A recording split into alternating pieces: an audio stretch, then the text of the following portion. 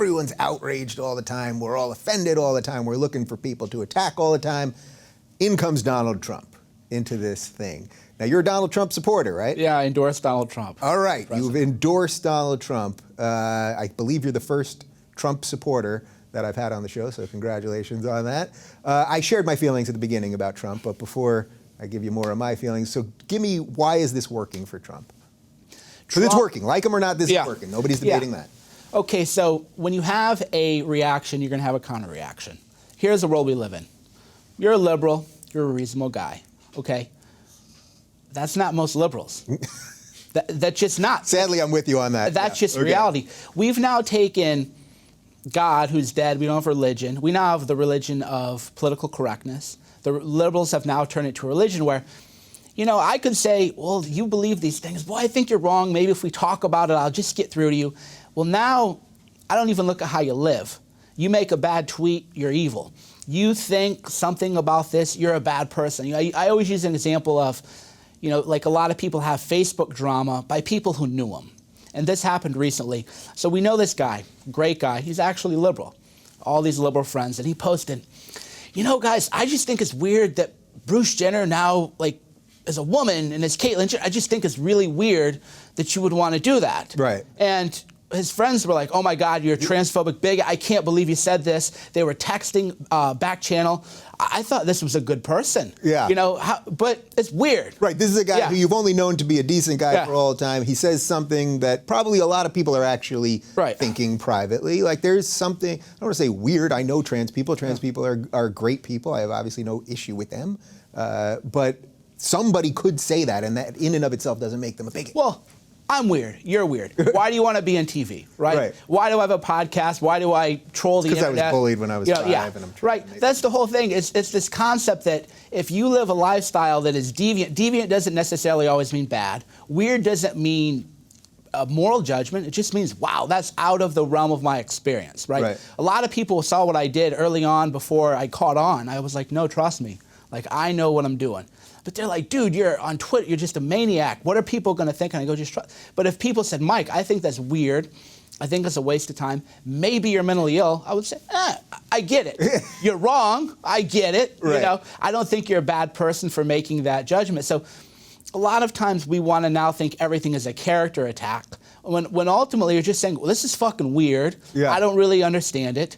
And the way you do when somebody doesn't understand something, you say, well, actually, I mean, is gender binary? Well, what about, you know, brain? But then you get into other issues, too, where you say, well, I thought gender is a social construct and there is no male-female brain.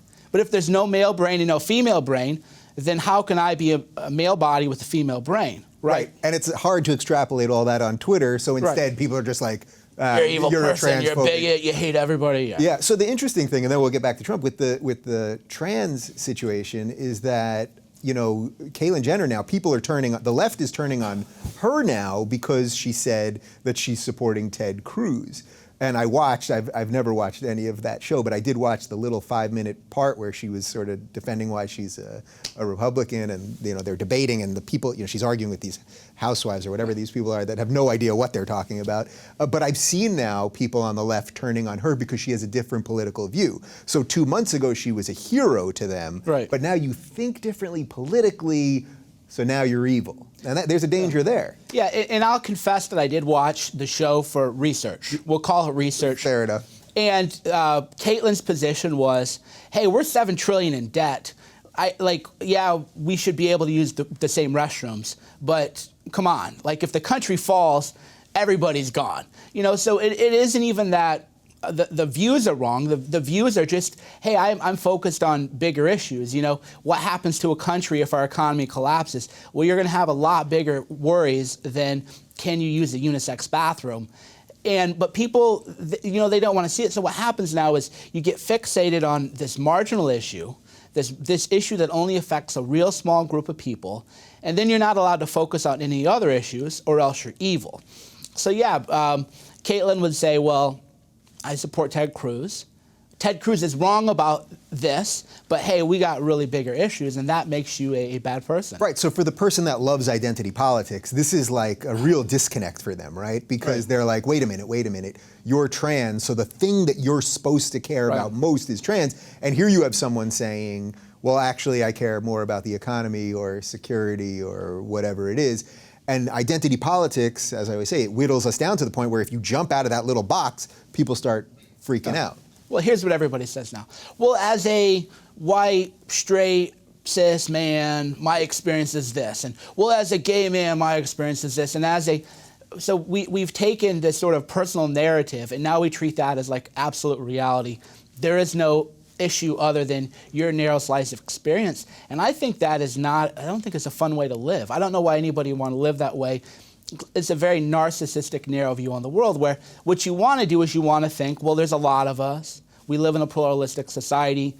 We got gays, Jews, Muslims, blacks, whites, everybody else. Why don't we just figure out how to get along because we're stuck here together? Right, and it's almost as if all of those groups that you just cited have people within them who think different things than the bigger group. I don't know why that's such a revolutionary thought, but it seems to be for a lot of people. So wait, we started here with Trump. I don't know how we got over there. So okay, so you take all of this social justice stuff and this fear of saying what you think and all that, and that basically has led us to Trump, right? Right, because Trump says anything. Here's what people say. Well, why do you like Trump? Because he'll say what's on his mind. And then people go, well, we say what's on our mind when we tell you that if you're a white man, you hate everybody, and, you're bigoted. It's like, yeah, and now you have the counterculture.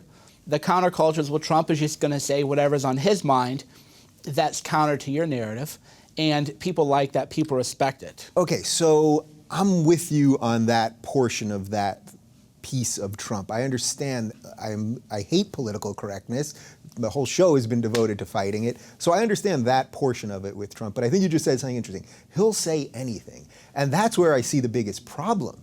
This guy, people keep saying, oh, I like him because he'll say anything, but he's also saying nothing at the same time. He's taken every position on everything. You watch him in the debates. He stands now for things he used to be against.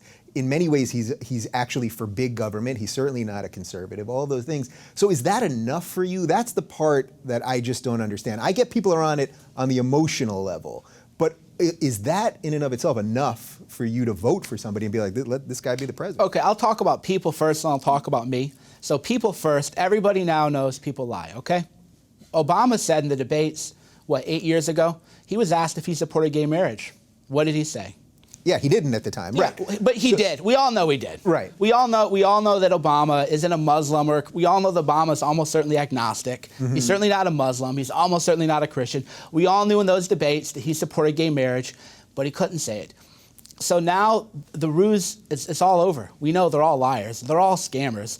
Obama's drone-struck people, killed all kinds of innocent people. Those wars keep going on. Not a single Wall Street executive has been indicted. We know of Clinton. Oh, I'm tough on Wall Street. We know not a single person on Wall Street. We all know it's bullshit. Right. We all know it's a scam. So then what happens is, if it's a scam? Well, then you just go with the best showman. And that's where we are now in life. We're going to go with the best showman. That's people. Yeah. Now, me personally, here's what I think Trump is. Ultimately, and this could be my own delusions, but my views and Trump's are very similar in that I'm a libertarian with nationalist tendencies. And what that means is you got to close the border. You got to make sure the right people get in. You can't let intolerant people in. And then large amounts of social freedom within the country. And that's always been Trump's position. That's why I say, well, Trump is a liberal on this. Of course he is.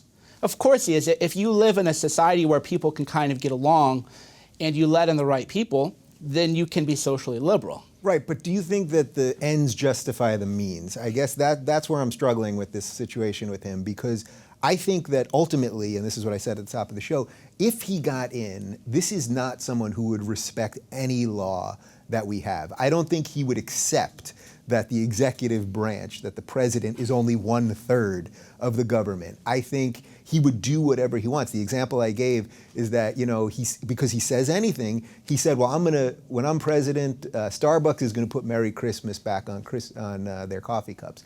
That's I know, it's just I got you already. He's just saying something crazy. But I think that line of thinking is actually dangerous. Isn't that what leads us to fascism, when you have a guy who comes in and says, I'm going to do whatever I want? I mean, he's telling us right now, right? Right. Well, one of my specialties is actually con law, the 3 branches of government, as you mentioned. Who has the power to declare war, the sole power to declare war? Well, Congress has the power to declare war. How many wars have we had since World War II? Probably 15. I don't know. There could How many times? 600. I'm not sure. And how many times has Congress declared war? Right, probably once or Zero. never. Yeah. Zero. It hasn't happened. So we've had Vietnam, we had Korea War, police action, the Iraq, the first one, the second Iraq War, Afghanistan, all right. Libya, which Right. Obama did. So without congressional. the executive hasn't respected the legislative branch for a long time. And what's interesting is that you can go back to before Obama was elected, and you can see liberals saying we have an executive out of control, no separate, right? And then when Obama's elected, the conservatives at the Cato Institute and everybody are like, "Oh, Obama's out of control," but they all flip-flopped on the issue. So again, as a constitutional law scholar, and I actually am a constitutional law scholar, Yeah. it's all bullshit anyway. Everybody flip-flops on who now. Trump, what can he really do, right? You can't really do that much. That's the idea that the president is that powerful. He's going to be stopped. He's going to be stopped, meaning what? Meaning he's the really crazy stuff that people think. You're not going to round up 12 million people, okay? You're not going to create a federal police force, round up 12 million people, start kicking down doors.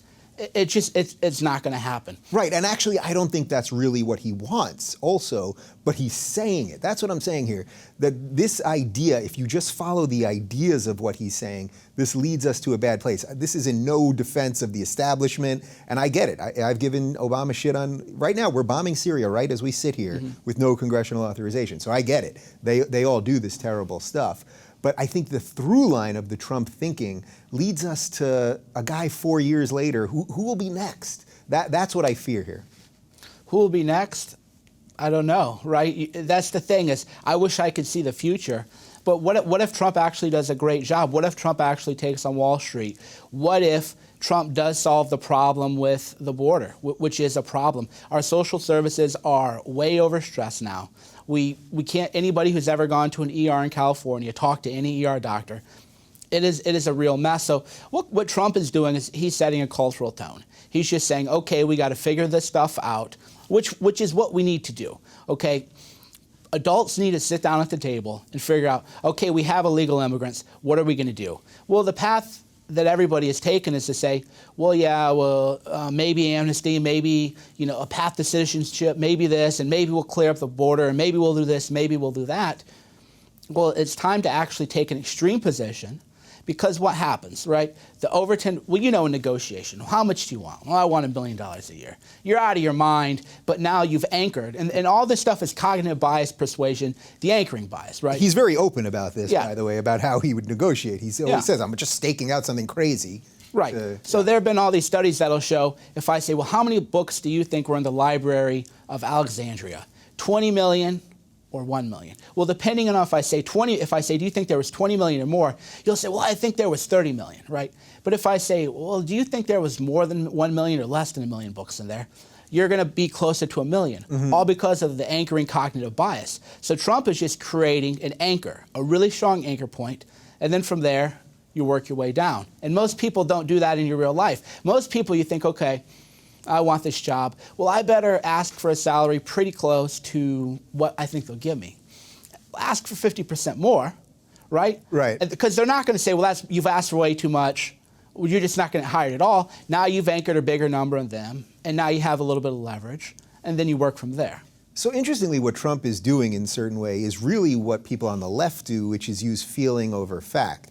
So I don't think you're defending him on the fact-based stuff, right? This is all emotional. Right, you're defending him on the emotional-based stuff. So that's fascinating, because I see people on the right all the time say, Ben Shapiro, who sat in that chair a couple weeks ago, saying, all the people on the left care about feeling more than fact. And what you're saying basically is that Trump is using that very tactic, and yet he's running on the right. So by all humans. So he really should be running on the left, and then they would all love him because he's giving them if it was just the feel-good stuff that they feel good about. Right. He's just giving the people on the right something that they feel good about. I'm Ted Cruz, and I'm a constitutionalist who believes in liberty and the founding fathers. Right. Okay, is there a logical statement there that you can analyze? Well, he believes in liberty in that he doesn't want people to marry who they want to marry. Well, yeah, what does really liberty mean, sense, right? Liberty is you impose. There was a great scene in Magnolia, I think, that musical movie, and they go, liberty, fraternity. Well, who could oppose liberty? Right. We all do, but we have a different conception of liberty. If I'm a fundamentalist Christian, well, I want religious liberty, and I think religious liberty means I shouldn't have to bake a cake for gay people. Right. Okay. If you're gay, you think, well, I'm an adult. I should be able to enter into contracts about my relationship with other consenting adults. So if I just say, well, I support liberty, so then what you do is you say, well, Ted Cruz doesn't really support my conception of liberty, but it's all bullshit. I support the Constitution. Right. Well, fuck, what does that even mean? Right? There's a lot in the Constitution. Do you believe abortion is in the Constitution or not, right? What does it protect? So the idea that politicians run on these logical points and that people make their conclusions based on logic is nonsense. So yeah, it is funny when people facts over feelings. Well, I mean, look at that, not to get too far ahead, look at that Michelle Fields incident we just had, Oh, I was grabbed and almost thrown to the ground, and this man, and then you watch the video, It's still unclear to me. So for people that don't know what you're talking about, basically Trump's campaign manager apparently grabbed Michelle Fields, who was a Breitbart reporter. She showed a little bit of a bruise on her arm in a picture. I've watched the video 1,000 times. It's still, I don't know. I've been in those scrums a little bit when I've been to those things. Yeah, people get pushed and pulled and whatever. So I don't really know what happened. So I'll leave it there. But your basic take on it is that she's a bullshit artist, right? Yeah, it's all been overplayed. She said on TV, well, other than my dad dying, this is the worst thing that has ever happened to me in my life. Everybody uses feelings to manipulate people. If you're about to be fired from a job, you can make two cases. Well, here's an Excel sheet, here's how many views I bring. You can bring that into. And we go way back, and you promised me this. Well, that's all emotions, right? We make most of our decisions based on emotions. We respect leaders based on, we're monkeys. We're fucking monkeys, okay? Right. We want to think we're better than that. And Donald Trump right now is the big alpha monkey. So let's talk about the alpha part, because I definitely think that's part of it. And he just is up there exerting his alpha maleness, and the rest of these guys simply aren't alpha males. So you can take a Marco Rubio, who, even though I disagree with him on most things, I think he's probably a decent human being and he's in the right line of work. He's actually looked kind of human. Now that he's realized it's over, he's looking kind of human, as opposed to the robot that we've been seeing up there. But you look at him, that's certainly not an alpha male. You look at Ted Cruz, just a creepy car salesman. The rest of them, Ben Carson, basically asleep. So, so is that really part of it? That we really are just looking for somebody to just get that feeling from us, and it's like, now I'll follow you. It's a vibe. It's definitely a vibe. It's all unconscious, 90% of communication. You know this, right? Anybody who's ever dated, if you're across from a woman, well, man, whatever the case is, the person's like this, looking at their phone, that's a vibe, right? We go based on vibes, but we as human beings want to believe that we're logical and that we make conclusions based on, well, we look at the evidence and we have all this information and stuff. We don't know. We don't have all the information. The media lies about things. The government lies about things. We have no idea. The Federal Reserve has never been audited. We have no idea about anything. And that's scary. It's scary to think that I'm just a regular schmuck who knows nothing, has no control, but that's where the gorilla mindset comes in. I'm sort of like, so people are always like, oh yeah, you're probably this, you're probably that. I'm like, man, if you meet, and we have met in real life, I'm pretty like mellow in real life, because I realize like I don't have fucking control over shit, man. Like I have control You're over much more how measured I feel. here than you are on Twitter. I didn't know what I was walking into today. I have a little bit of control over how I feel and what I think. That's about it. The rest of the world is sort of out of my control. So we talked about this pre-show, your life is your life. People think Obama's going to save them or ruin them. People think that Sanders is going to save them or ruin them. People think that Hillary's going to ruin their life. The same with Trump. Why is Trump going to ruin your life or make your life? And that isn't even really a healthy way to go about it. So people view him as a savior, though, but back to the original point is that, yeah, he's got that vibe, he's got that swagger, he's got watch him work in an audience, right? I always tell people, turn off. He's doing stand-up half the time. Hey, this guy said this, and Obama's a Muslim, and Trump said, I didn't say, he said it. Oh, well, I'll repeat what he said. Well, don't you dare say that I said Obama's a Muslim. Or what the Ted Cruz is a pussy. Well, I didn't say it, but Oh, you didn't hear what he said? Right. Oh, well, that guy said Ted Cruz is a pussy. But come on, I would never say that. I'm running for president. I mean, that's good shit, man. So that's the interesting thing here, because I want people to say whatever they want, and we all know it's bullshit, and they go in Congress and they say, oh, the gentleman from blah, and it's like, we know you all hate each other and you're all making side deals and all that. So unmasking that is all good, and that's the part of the Trump thing, the train that I can get on. So maybe there will be some good. The other part I can't get there, the part about the policy stuff and what he really believes, and I get what you're saying. You're basically saying that stuff doesn't matter because shit's going to go down either way. I just can't get there on that, but I accept your premise as to why other people can get there. Trump is politically, if I had to guess, politically centrist. Yeah. I would put him to the right of Obama, but to the left of everybody else running, which is why it all cracks me up that everybody on the left is scared shitless of Trump. Trump is actually, he's a Rockefeller liberal, a New York liberal, but he does want to do something about immigration. He's raised the discussion that, and I've traveled to the Middle East, I've met Muslims, there's more to it than America knows. We don't know the full story on Muslims, but we do know that ISIS is sending people in as refugees. I know that I went to Budapest, Hungary, and I saw the refugees, and they look like you and me and people like this and way younger. And they're 70% men. And if you take in 70% men, you don't have enough women, right? Because they're mostly heterosexual. You now have gender disbalance. How are they going to get laid? What's going to happen? Are they going to get violent? These are things that reasonable people should be able to ask. But if you even ask that question, you're done. Right. So you might as well just say, fuck it. Fuck it, don't let any of them in. Because people are going to say you're done anyway, right? So if I just said, well, you know, I went to Hungary, I went to the train stations, I investigated it for myself, I did reporting on it. They're all men, they're all able-bodied, they're all prime fighting age. Why are they leaving the women back home? What is really going on? Well, if you say that, you're persona non grata anyway. Right, so that's why, even if you look at the pictures coming out where the migrants are crossing into Greece and they're crossing into Germany and wherever else they're going, it's all men. It's all men in their 20s and 30s. Not 100%, but a huge percentage of it. And this is where I, as a liberal, have been painted into a corner here. For the 8 months that I've been doing this show, I've tried to talk about the difference between ideas and people, and doctrine versus the average person that may or may not be religious and probably isn't oppressing anyone and doesn't want to blow anything up. Right. But I've been left basically with my 10 guys on the left, and the whole conversation has been handed to Trump. So he's just taking the meat, right? He's just taking the red meat on this. Well, because here's what I learned too, and that's why I'm kind of a little bit wild on Twitter, is I realize that if people ask me, Mike, what do you really believe about the world? I would say, well, I think that generally speaking, women enjoy being more feminine and a more supportive role of a man who's more dominant. But if you want to be a woman and you want to be a lawyer or a CEO, I don't think anybody should stop you. And I think you should be careful not to tell women what they have to do. Those are pretty boring shit. It's basic shit. Right. But if you put that online, well, you're contributing to a culture of internalized misogyny. That's patriarchy. Yeah. So you can't even say that. So you might as well say, fuck it. The best sex is rough sex, and women are crazy, and they have wild sexual fantasies and everything, because they're going to come after you anyway. So you're doing the Trump tactic yourself. Of course. And you're admitting it, because basically you're saying, I'm a pretty moderate guy.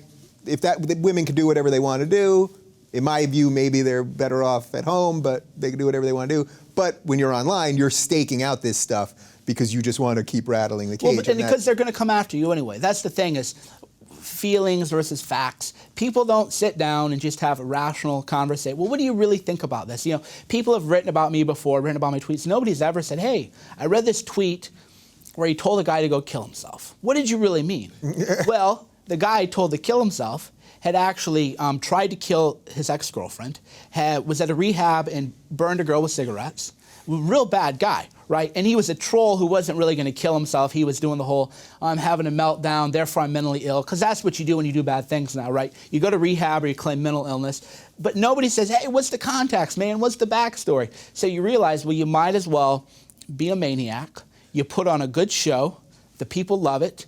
So when Trump started, I didn't know about Trump.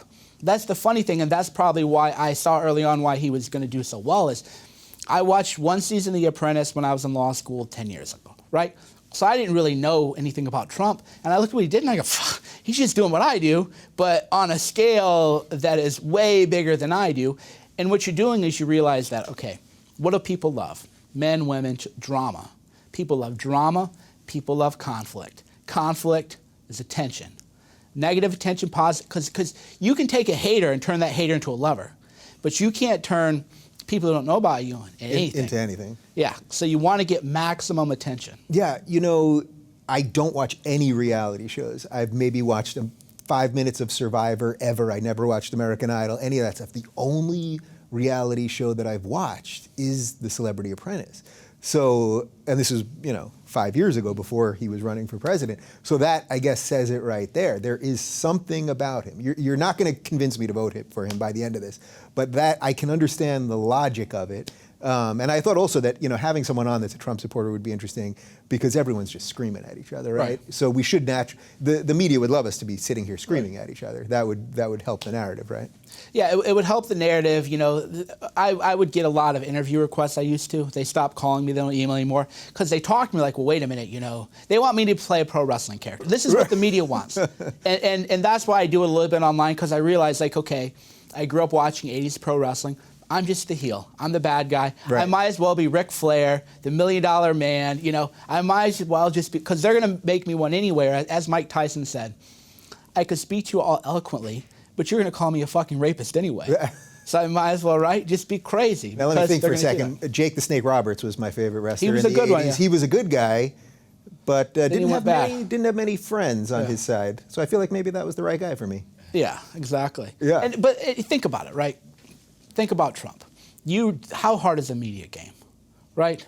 How hard is it? Well, I guess if you're Trump, it's not that hard. Well, that's what I'm saying. Yeah. So you have all these people in the media.